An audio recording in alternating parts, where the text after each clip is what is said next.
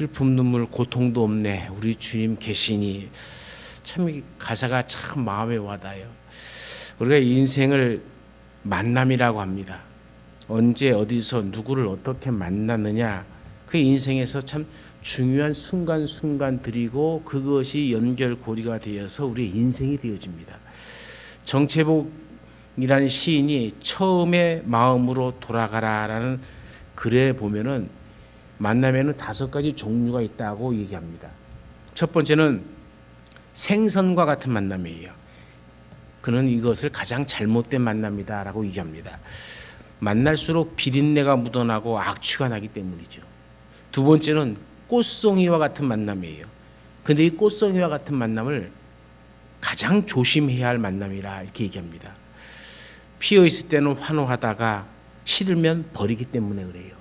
잘 나갈 때는 온갖 주위의 사람이 막 붙어서 막 칭송하고 막 올려주지만은 이게 좀 잘못되면 싹 다 떠나가 버리는 그런 모습이죠. 세 번째로는 건전지와 같은 만남인데 가장 비천한 만남이라 이렇게 얘기합니다.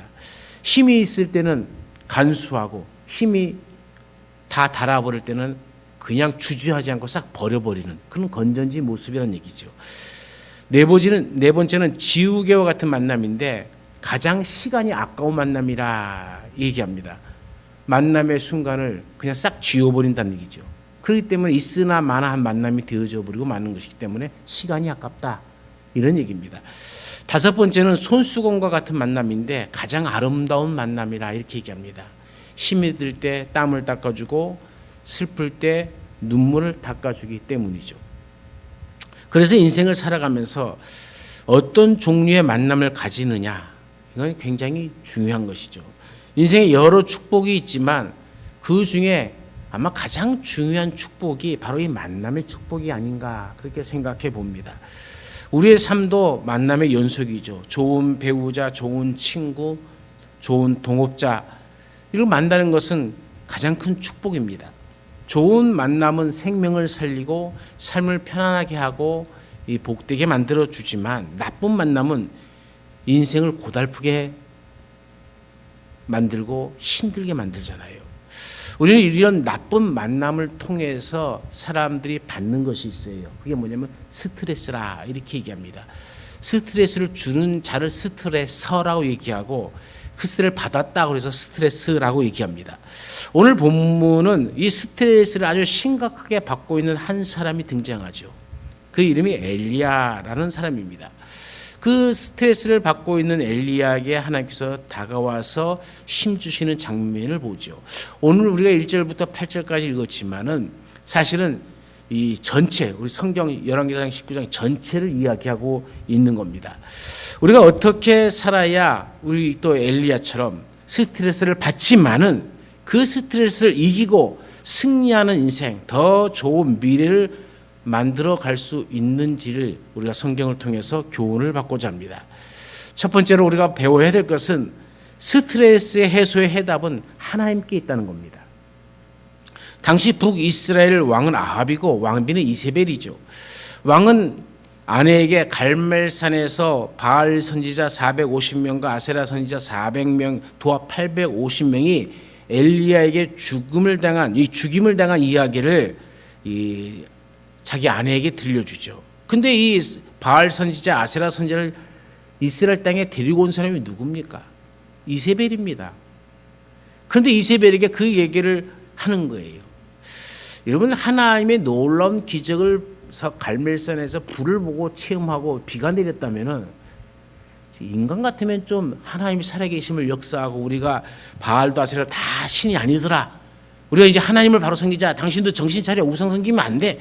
좀 이래야 왕다운 왕이 되잖아요. 그런데 아합은 그렇게 하지 않고 이세벨에게 그걸 다 일러 바치듯이 얘기합니다. 자기가 데리고 온 사람들 850명이 죽었는데 이 왕비 이세벨이 화가 안 나겠습니까?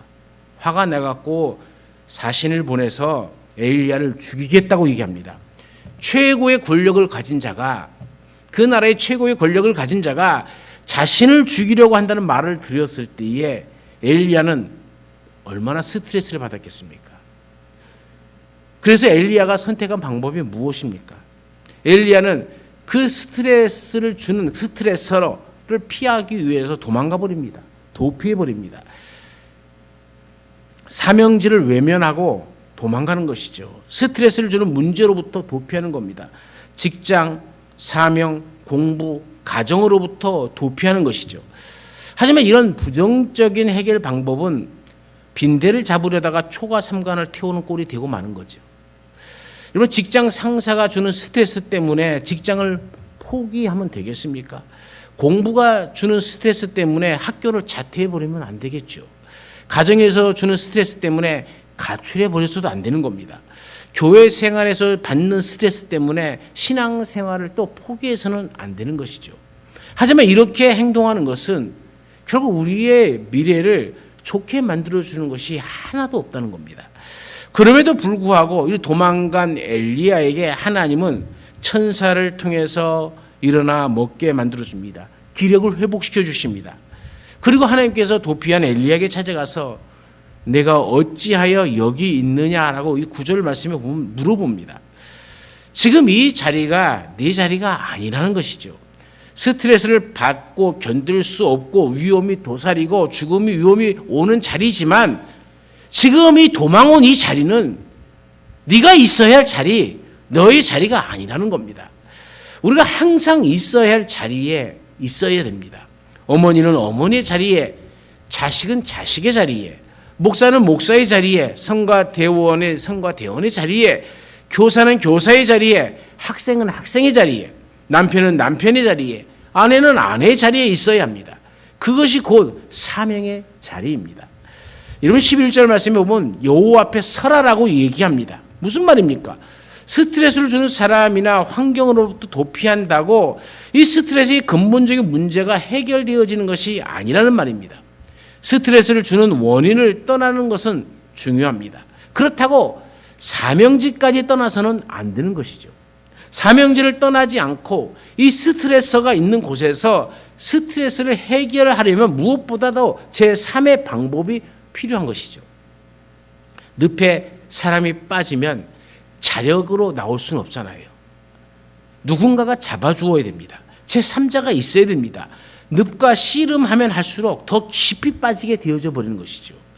신앙인에게는 이 스트레스의 늪에서 건져줄 하나님이 있습니다. 하나님께 나가야 한다는 것이죠. 스트레스의 답은 하나님이 가지고 있습니다. 스트레스의 근본적인 원인이 무엇이겠습니까? 죄입니다. 하나님을 떠나는 인간이 죄 때문에 스트레스를 주고 스트레스를 받는 존재가 되어져 버린 겁니다. 이 죄로 말미암는 악과 불신앙, 이 탐욕이 스트레스를 만들어가는 것이죠. 샬롬, 하나님 주시는 평안이 없는 겁니다. 엘리야의 사명은 스트레스를 주는 이사벨을 피해 도망가는 것이 아니라 이세벨과 정면으로 대면하여 그를 변화시켜야 하는 것이죠. 이미 850명을 죽임으로 하나님의 살아계심을 목격한 사람 아닙니까? 하나님께서 그에게 능력을 주어서 7번 기도할 때에 3년 6개월 동안 오지 않던 비를 내려주셨고 가뭄의 문제를 다 해결해 주신 분이 하나님 아십니까? 그 중심에 엘리야 본인이 있었잖아요. 그런데 엘리야는 어떻게 합니까? 오늘 우리는 이 스트레스의 문제가 있으면 그 문제를 가지고 하나님 앞에 나와야 합니다. 문제의 답은 하나님께 있습니다. 하나님께 나와 예배드리고 기도하고 찬양해 보십시오. 자연적으로 스트레스가 해결되어지고 그 문제가 해결되어질 줄로 믿습니다. 이스라엘의 초대 왕인 사울을 보십시오. 다윗이 골리앗을 쳐서 이겼을 때에 이 여인들이 사울은 천천히요 다윗은 만만히로다 하면서 공개적으로 노래를 하고 공개적으로 다윗을 사울보다 더 띄웁니다. 자기 자신이 왕인데 인기가 다윗에게로 다 가버립니다. 백성들이 다윗을 지지하는 것이죠. 왕으로서 얼마나 자존심이 상하고 모멸감을 느끼며 얼마나 스트레스를 받았겠습니까? 그 스트레스를 어떻게 해결하려고 합니까? 다윗을 죽이면 해소될 것이라 생각하는 거죠. 그리고 다윗을 죽이려고 애씁니다. 그런데 결국 어떻게 되었습니까? 자신도 죽고 그 전쟁에서 자기 자식도 죽고 패가 망신을 당하지 않습니까?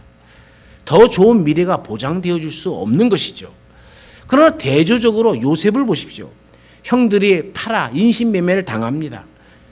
자신이 충성했던 직장에서 직장 상사의 부인의 모함에 의해 감옥에 갇힙니다. 죽음의 위기가 찾아옵니다. 얼마나 스트레스 받았겠습니까? 그러나 요셉은 어떻게 합니까? 하나님께 나아갑니다. 그는 국무총리가 되는 더 좋은 미래를 만들어간 사람이죠. 누구에게나 스트레스는 다 있습니다. 우리도 스트레스가 있죠. 그때 우리는 어떻게 해야 됩니까? 가장 좋은 방법은 하나님께 나오십시오. 그리고 찬양과 감사를 드리십시오. 그러면 여러분의 모든 문제가 그 스트레스가 하나님이 주시는 복으로 변화되어질 줄로 믿습니다. 두 번째로 스트레스의 해답은 나의 반응에 있습니다. 사람들이 흔히 하는 말이 스트레스를 받았다라고 얘기하죠. 스트레스는 받는 것이 아닙니다. 정확히 말하자면 내가 스트레스를 만드는 것이죠. 나의 반응이 중요합니다. 스트레스는 스트레스 요인과 즉 원인과 스트레스의 반응, 증상이 있죠. 직장 상사가 스트레스를 주는 것은 스트레스의 요인입니다. 그러나 그것을 다루는 것은 스트레스의 반응이죠. 내가 안 받으면 아무런 상관이 없는 것이죠. TV를 보다 보니까 재미있는 얘기를 하는 사람이 있어요. 어떤 조직폭력배 같은 사람이 중하고 앉아서 했는데 조직폭력배가 중한테 막 뭐라고 욕을 하더래요. 그런데 이 중은 시 웃으면서 이렇게 하더래요. 그래서 하도 이상해서 그 조직폭력배 나중에 간 다음에 아니 스님 뭐 그렇게 욕하는데 성질도 안 납니까? 뭐 이게 자꾸 뭐 이런 짓이나 하고 왜 엉뚱한 짓이나 합니까? 그랬더니 이 사람아 그것도 모르는가 그러더니 그게 뭔데요? 그랬더니 저 사람이 나에게 선물을 주는데 그 선물을 내가 안 받으면 그 사람 도로 가져갈 것 아닌가? 그러니까 그 사람이 아무리 나에게 악한 말을 해도 내가 받지 않겠다고 당신 가져가세요 하고 도로 가져가세요. 그러니까 내가 아니고 저 사람이 자기가 나를 저주한 대로 다 받아가니 내가 웃을 수밖에 없지 않는가? 점점 더 자기 스스로 수렁에 빠져가는데 그것도 모르고 있으니 더 웃겨서 내가 웃을 수밖에 없었네. 그러더라고 얘기합니다. 그러나 성경은 이미 이 중이 얘기하기 전에 이미 예수님이 말씀하신 것을 우리가 알죠. 어디 있든지 너희가 샬롬을 빌라 그러잖아요. 어느 가정에 가서 샬롬을 빌 때에 그 하나님의 평강이 너희 가정에 있기를 원한다 할 때 그 가정에 받을 만한 가정이면 그 평강이 임할 것이고 또한 받지 못할 가정이면 내가 빌었던 평강이 나에게로 올 것이다 라고 하잖아요. 여러분 성경의 진리를 왜 중이 사용하고 있습니까? 왜 믿는 자가 사용하지 못합니까? 여러분 스트레스의 문제도 마찬가지입니다. 아무리 스트레스가 많이 줘도 받느냐 받지 않느냐 것은 나의 반응이죠. 내가 어떻게 반응하느냐에 따라 달라지는 것이죠. 이런 죽음이나 위험이 다가오면 누구나 다 두려움과 불안이 다가오죠. 여러분 짐승들을 보세요. 평화롭게 풀을 뜯고 있는 사슴에게 사자가 갑자기 확 달려들면은 이 사자의 몸에는 사자의 몸이 아니라 사슴의 몸에는 급격한 변화가 일어납니다. 편도체가 위협과 두려움과 공포를 느끼기 시작합니다. 그러면은 이 시상 하부에서 아드레날린과 코티졸이라는 이 스트레스 호르몬을 분비하라고 명령을 내립니다. 그러면 심장 박동이 증가하고 근육이 강직되어서 몸이 갑자기 확 빨라져가고 샥 도망가 버리는 거예요. 그래서 사슴은 살아갑니다. 이처럼 편도체는 위험에 처했을 때의 생명을 유지하고 보존하도록 도움을 줍니다.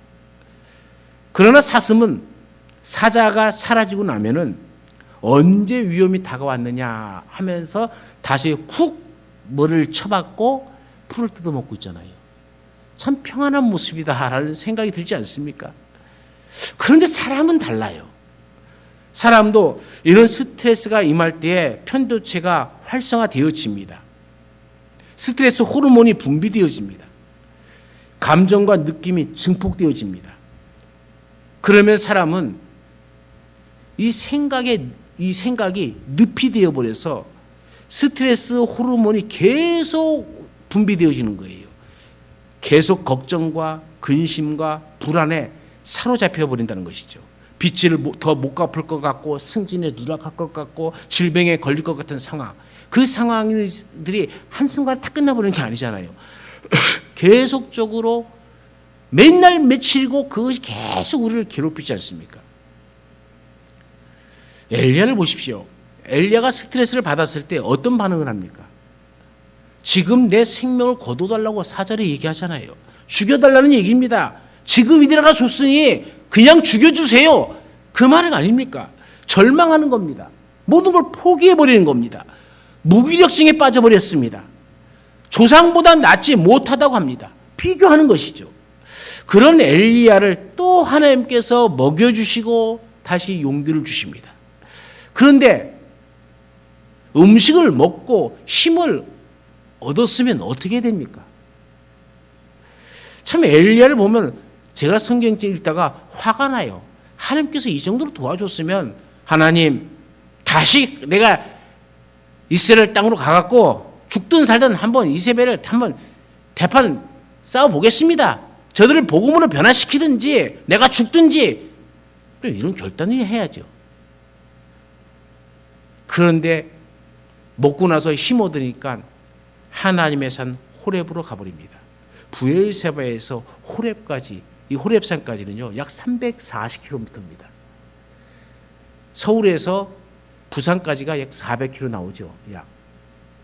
그리고 도망가 버리는 거예요. 이세벨이 더 이상 나를 찾을 수 없는 곳으로 가버리는 겁니다. 그리고 가갖고 거기서도 찾을까봐 굴 속에 들어가서 굴 속에 숨어버려요. 참 어떻게 인간이 못났을까 하는 생각을 해봅니다. 야고보가 그랬어요. 엘리야도 우리와 성정이 같은 사람이로다. 가만히 생각해 보니까 그렇죠. 그게 인간의 모습이죠. 먹고 힘 얻었다고 또 가서한테 하는 것이 아니라 우리의 생각이 내 자신을 또 사로잡혀 갖고 그 스트레스에서 못 이기는 거예요. 그게 바로 우리의 모습인 것이죠. 이때 하나님이 13절 말씀에 내가 어째 다시 여기 있느냐 했던 9절 말씀을 다시 한번 13절에도 똑같이 얘기하죠. 엘리야는 그러자 변명합니다. 자신이 여호와께 얼마나 열심히 유별났듯이 했냐. 내가 하나님의 말씀이라면 지금까지 얼마나 열심히 했습니까? 나는 할 만큼 했습니다. 하면서 자신이 그 사명의 자리를 도피한 이유를 세 가지를 들어요. 첫 번째는 이스라엘 자손은 주의 언약을 버리고 주의 제단을 헐어버렸습니다. 두 번째는 주의 선지자들을 죽였지 않습니까? 세 번째는 나만 남았습니다. 이제 내 생명까지 뺏으려고 합니다. 그런데 내가 어떻게 더 이곳에서 일할 수 있겠습니까? 라고 얘기하는 거죠. 내가 그곳에 있어 봤자 그 인간들 변화되지 않습니다. 어쩔 수 없습니다. 그 얘기를 하는 겁니다. 그러면 이 엘리야를 보면서 우리가 무엇을 봅니까?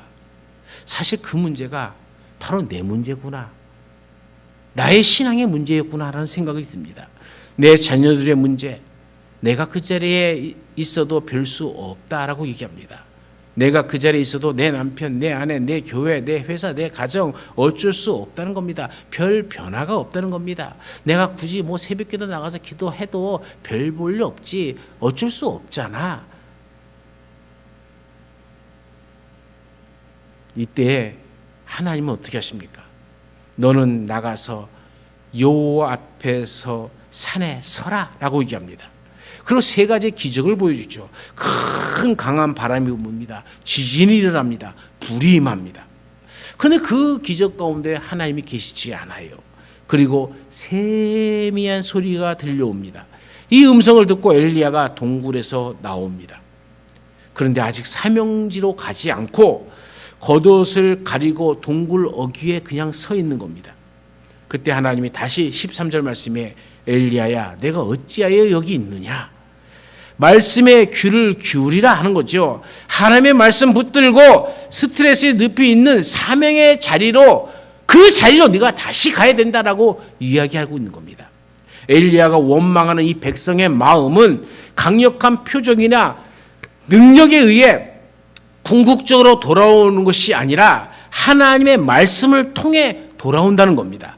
엘리야를 죽이겠다고 하는 이 이세벨의 마음은 갈멜산의 기적으로 변화되는 것이 아니라 하나님의 말씀으로만 변화되어진다는 것이죠. 스트레스를 주는 직장 상사가 말씀으로 변화되어지는 것이고요. 아내가, 남편이, 자녀가 말씀으로 변화되어지는 겁니다. 스트레스의 높은 세상은 말씀으로 변화되어지는 것이죠.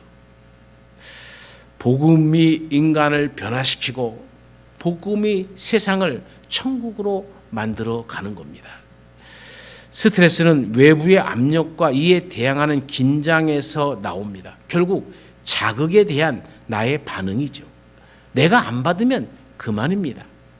똑같은 스트레스라도 잘못 반응하면 우리를 파괴하는 디스트레스가 되지만 잘 반응하면 우리에게 만족과 행복을 주는 유스트레스가 됩니다. 스트레스가 순기능적 역할을 해서 더 좋은 미래를 만들기도 하고 역기능적 역할을 해서 더 나쁜 미래를 만들어 가기도 합니다. 상황에 내가 어떻게 대응하느냐, 이것이 중요합니다. 이때 우리 신앙의 사람들은 하나님의 세미한 음성, 즉 말씀에 바르게 대응하여서 응답하여서 더 좋은 미래를 살아가시기를 간절히 축원합니다. 여러분 욥을 보십시오. 얼마나 스트레스가 많았겠습니까? 자식을 잃고 건강을 잃고 재산을 잃고 다 잃고, 아내는 네가 믿는 하나님 욕하고 죽으라고 그러고 저주하며 도망가 버리고, 친구라고 있는 사람들은 와서 위로는 하지 않고 정죄만 하고, 스트레스가 친구들이나 이웃 사람들로부터 감소되어지는 것이 아니라 계속적으로 증폭되어져 가는 모습이 바로 욥의 모습에서 볼 수 있지 않습니까? 그런데 이때 욥은 뭐라고 얘기합니까? 욥기 6장 10절 말씀에 보면은 그러할지라도 내가 오히려 위로를 받고 그칠 줄 모르는 고통 가운데서도 기뻐하는 것은 내가 거룩하신 이의 말씀을 거역하지 아니하였음이라라. 여러분, 우리가 하나님의 말씀을 어떤 상황 속에서도 거역하지 아니하면 하나님께서 결국 욥을 어떻게 만들어줍니까? 갑절의 축복을 주셨다고 하지 않습니까? 이 은혜가 오늘 우리 가운데도 임하게 될 줄로 믿습니다. 스트레스는 나의 반응의 답입니다. 긍정적으로 대처하느냐 부정적으로 대처하느냐에 내게 달리는 것이죠.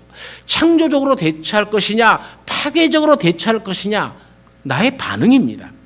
말씀에 의해 바르게 반응하면 스트레스는 도각이 아니라 보약이 되어지고 걸림돌이 아니라 디딤돌이 되어집니다.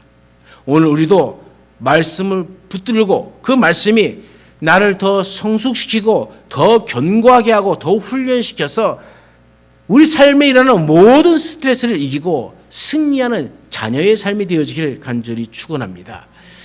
마지막 세 번째로는 스트레스의 해소의 해답은 나의 생각에 있습니다. 이미택 의사 선생님이 이 스트레스에 관하여 책을 썼어요. 굿바이 스트레스, 망각의 즐거움이라는 이 두 권의 책입니다. 이 책들을 읽어보면은 그 책의 내용이 뭐냐면 현대 질병의 70%가 스트레스의 원인이 있다고 합니다. 만병의 근원 1위가 스트레스고 생명 단축의 가장 큰 요인이 스트레스라는 것이죠. 스트레스 없는 세상은 없습니다. 우리가 죽는 날까지 이 스트레스에 노출되어 있는 겁니다. 이 스트레스를 해소하기 위해서 전문가들은 다양한 처방을 합니다. 스트레스의 원인을 제거하고 스트레스 매체를 회피하고 스트레스의 반응을 완화하는 다양한 방법들을 얘기합니다. 운동요법, 인지적 치료, 식생활을 통한 스트레스 예방과 극복 등 다양한 처방전을 내놓고 있습니다. 그것만 얘기해도 몇 시간을 얘기할 것 같아요. 하나님도 엘리야에게 스트레스의 늪에서 빠져나가게 하기 위해서 그의 삶을 유심히 그리고 가만히 둡니다. 스트레스는 현상을 떠나는 것도 우리 주님께서 지켜보셨고 잠을 자고 음식을 먹으며 또 쉬게 만들어 주시기도 하셨잖아요. 그러나 하나님은 그것으로 끝내지 않았습니다. 더 좋은 미래를 위해 엘리야에게 특별한 처방을 합니다. 3가지의 처방을 해요. 첫 번째는 하사엘에게 기름 부어서 아람의 왕으로 세우라는 겁니다. 아람은 이방 땅 아닙니까? 그 이방의 왕에게 기름 부어서 그를 왕으로 세우라는 것이죠. 이 사람이 아합을 징계할 사람이죠. 하나님이 징계의 채찍으로 이 사람을 사용할 것이다 라고 얘기합니다. 두 번째로는 예후에게 기름을 부어서 이스라엘 왕이 되게 하라는 겁니다. 나중에 이 사람이 아합 가문을 다 진멸시켜 버립니다. 본절의 예언이 주어진 후 14년 이상의 세월이 지난 시점에 여호와의 심판의 도구로 쓰임을 받아서 악한 왕 이 아합의 가문을 완전히 씨도 남기지 않고 다 죽여버린 사람이 예후입니다. 바알 숭배에 빠진 자들을 모조리 다 잡아 죽인 사람이 바로 이 예후입니다. 세 번째로는 엘리사를 기름 부어서 너 대신 선지자로 세우라라고 얘기합니다. 무슨 뜻이겠습니까? 하나님이 특별한 처방 방법이 무엇입니까? 한마디로 얘기하면 너는 사명이 있다는 겁니다. 스트레스를 받고 내가 지금 죽을 때가 아니라는 겁니다. 스트레스로 핑계 삼지 말고 사명을 회피하지 말라는 얘기입니다. 네가 지금 살아있는 동안에 이 사명을 이루라라고 말씀하는 겁니다. 사명지를 도망간 엘리야에게 하나님께서 다시 사명으로 회복시켜 주시는 겁니다. 위에 말한 이 3명은 모두가 다 북이스라엘의 우상 숭배를 징계하는 하나님의 특별한 계획을 이루는 도구로 사용되어졌습니다. 그러면서 하나님이 무엇을 깨닫게 하십니까? 17절 말씀을 보면요, 결국 모든 역사를 주관하시는 분은 하나님이시라는 것을 선포하는 것이죠. 하나님이 우리의 가정도, 우리의 사업도, 우리의 교회도, 우리의 농토도 다 주관하시고 다 이루어 가신다는 겁니다. 두려움과 불안으로 걱정, 근심하며 스트레스로 사명을 회피하지 말라는 얘기입니다. 불가능한 것 같아도 하나님이 하시니까 회피하지 말아라, 그 얘기입니다. 18절 말씀에 보면 또 얼마나 은혜가 됩니까? 내가 아무리 열심히 특심이 있다고 할지라도 너 혼자만 남아있다고 생각하지 말라는 얘기 아닙니까? 너 혼자 무거운 짐을 졌다고 생각하지 말라는 얘기입니다. 하나님은 7,000명을 남겨두었다는 얘기잖아요. 하나님이 하신 일이 있다는 겁니다. 하나님께서 내 교회를 위해서 7,000명을 남겨두었고 내 사업을 위해서 7,000명을 남겨두었다는 얘기잖아요. 누가 남겨놨습니까? 엘리야는 자기밖에 없다고 했습니다. 그런 하나님은 7,000명이 있다. 하나님이 남겨놓았습니다. 그들은 다 바알에게 무릎 꿇지 않은 자라고 얘기합니다. 바알에게 입맞추지 않은 자라고 얘기합니다. 엘리야 홀로 사역하는 것이 아니란 얘기입니다. 우리 홀로 사역하는 것이 아닙니다. 우리 혼자 우리의 인생을 살아가는 것이 아닙니다. 스트레스는 생각이 만든 늪입니다. 사람은 영혼과 육체로 창조되었죠. 이 육체는 몸과 마음이 있습니다. 마음에는 생각과 느낌과 반응이 있죠. 이 생각은 되뇌피질이 담당하고 느낌은 변형계가 담당하고 그래서 욕구, 감정, 증상으로 나타납니다. 이것이 충족돼야죠. 충족되지 않으면 커지고 또 충족되면 금방 시들어 버리는 겁니다. 반응은 뇌, 간이 담당합니다. 반응이 몸을 작동시키는 것이죠. 그런데 스트레스의 주범은 바로 이 생각입니다. 느낌이나 반응은 현재만 있는 거잖아요. 순간적으로 내가 이걸 예를 들어서 이걸 먹은 느낌 순간 지나가는 것이죠. 그렇죠? 더울 때 아이스크림 먹은 느낌 순간 지나가 버려요. 반응도 누가 공이 탁 날라오면 탁 피하잖아요. 이 반응도 순간에 지나가 버리잖아요. 그런데 생각은 미래, 현재, 과거에 다 있습니다. 어떤 일만 생각해 보십시오. 과거로부터 일을 다 들춰갖고 또 얘기하고 그러니까 너는 현재 이런 거고 그러니까 너는 미래도 그럴 것이다. 혼자 다 평가해 버리잖아요. 이 생각이에요. 우리의 이 생각이 죽을 것을 생각하고 죽을 것을 생각하기 때문에 불안해하고 병들 것을 생각하고 그러니까 걱정이 많고 부도 날 것을 생각하니까 근심이 생기는 것이죠. 이 생각 때문에 모든 스트레스가 생겨나기 시작하는 겁니다. 스트레스를 심하게 받으면 이 생각이 늘 마음에 이 불안하고 걱정에 쌓이게 만들어가는 거예요. 패배감, 좌절감, 상실감에 사로잡히게 되어지는 거죠. 우울증에 빠지게 만들어 버립니다. 자기를 비하하고 또 비교해서 또 열등감에 사로잡히게 만들어요. 자꾸 쓸데없는 잡생각을 하기 때문입니다. 그러나 여러분, 큰 문제가 생겨 보십시오. 잡생각 다 사라집니다. 마음이 답이죠. 마음. 본질적 사명을 붙드는 것이죠. 생각의 틀을 바꾸는 것입니다. 여러분, 사람은 동시에 동전의 양쪽 면을 볼 수가 없어요. 그죠? 큰 문제가 다가오면 부수적인 문제는 잃어버립니다. 정치인들이요, 보십시오. 전라도, 경상도 싸우다가도 우리나라와 일본이 축구 경기하면 전라도나 경상도도 없어요. 다 대한민국이지. 그렇지 않습니까? 성격 갈등으로 스트레스를 받는 부부도 어느 날 아이가 교통사고를 당했다 하면은 아이를 살리는 게 우선이지 자기들의 싸움이 우선되어지지 않잖아요. 심리학에서 이런 것을 칵테일 파티 효과라고 얘기합니다. 수많은 사람들이 모인 칵테일 파티장에서는 음악 소리며 시끄러운 잡담들, 현란한 불빛들, 여러 가지 냄새들, 예쁘게 차려입은 사람들, 우리의 감각은 자극을 받고 있지만은 그 중에 어떤 한 사람과 만나서 대화를 하면은 다른 것은 들어오지 않고 그 사람의 목소리만 들리고 그 사람의 목소리만 반응하는 것이죠. 다른 것은 다 망각하는 겁니다. 없기 때문에 생각하는 것이 아니라 있어도 더 중요한 이 문제 때문에 다른 것은 들리지가 않는 거예요. 우리의 마음이 하나님이 우리에게 주신 사명에 붙들리면 다른 요소는 스트레스로 작용하지 않는다는 얘기입니다.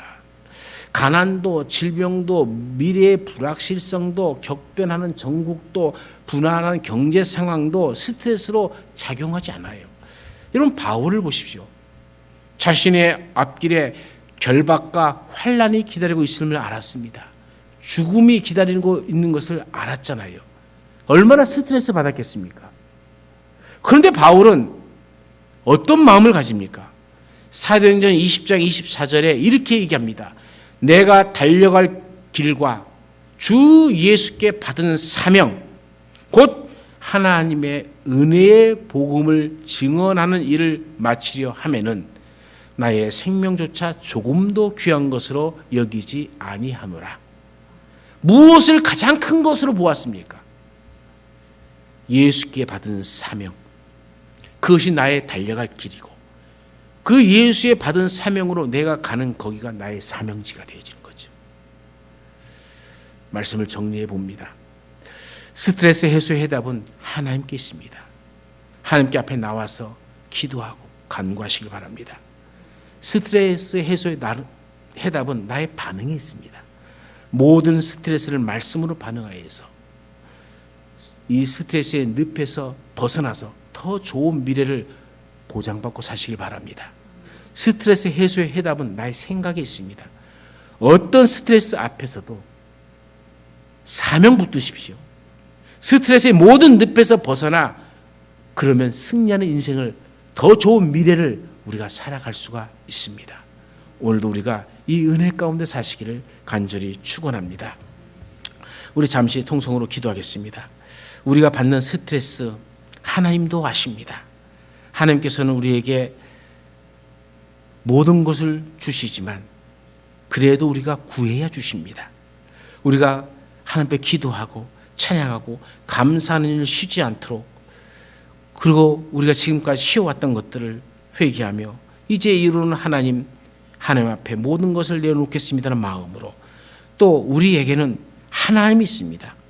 하나님이 우리를 승리를 하게 만들어 주실 줄로 우리는 믿습니다. 하나님 안에서 나의 반응도 나의 생각도 말씀으로 주신 사명 안에서 새롭게 해석되어지고 주님 뜻 가운데 당당하게 세상과 맞서고 스트레스와 맞서서 능히 이기는 우리의 반응, 우리의 생각들이 되어서 하나님 앞에 영광 돌리는 우리의 모습이 되기 위해서 잠시 통성으로 기도합니다. 하나님 아버지, 오늘도 우리와 함께 하심을 감사함을 드립니다. 우리가 하나님 아버지 앞에 살아가면서 믿음의 신앙생활을 하면서 또 우리가 이 세상의 사람들과 살아가면서 이 모양 저 모양으로 부딪히며 세상에 들려지는 소식들과 그 모든 일들을 통해서 우리가 때로는 아파하고 스트레스를 받기도 하고, 그래서 우리가 스스로 상실감에 빠지기도 하고 또 우울증에 빠져버리기도 합니다. 아버지여, 우리가 이 모든 것들은 아버지여 우리가 하나님 앞에 맡기지 못하는 우리의 삶 때문에 그렇습니다. 모든 해답은 하나님 앞에 있음을 깨닫고 우리의 상황이 힘들어질수록 또 우리의 상황이 더 좋아질수록 더 하나님 앞에 무릎 꿇고 간구하며 기도하는 우리가 되게 하여 주시어서 하나님이 주시는 그 은혜를 누리며 하나님이 주시는 그 해답을 쫓아 살아가는 우리의 삶이 되게 하여 주옵소서. 우리가 반응하는 것도 우리가 스트레스를 스스로 받으려고 하지 말고 그 모든 것을 받지 않고 오히려 아버지의 우리 하나님 앞에 내 생각도 내 마음도 다 하나님 앞에 내 사명 가운데 초점을 맞춰서 그 사명 안에서 그 모든 것을 넉넉하게 이겨서 우리의 미래가 더 좋은 미래가 되게 하여 주옵시고 우리의 삶이 승리하는 삶이 되게 하여 주옵소서. 언제나 우리 가운데 함께 하신 하나님, 세상 살아가면서 신앙생활 하면서 이 사람 저 사람과 때로는 부딪히고 때로는 생각이 다르기 때문에 또 오해 때문에 여러 가지로 스트레스를 받기도 하고 나 또한 누군가에게 스트레스를 주며 살아갑니다. 그러나 우리가 그 모든 스트레스의 해답이 하나님 앞에 있음을 믿고 우리의 반응하는 것도 우리의 생각하는 것도 말씀 중심으로 되어서 하나님이 우리를 이끄시고 또 우리의 생각과 반응도 신앙 안에서 믿음으로 행함으로 말미암아 이 스트레스가 우리의 걸림돌이 아니라 디딤돌이 되게 하여 주옵소서. 그래서 우리 모두가 더 좋은 미래를 살아가는 하나님의 백성들 되게 하여 주옵소서. 언제나 우리와 함께 하시는 예수님의 이름으로 기도드리옵나이다. 아멘.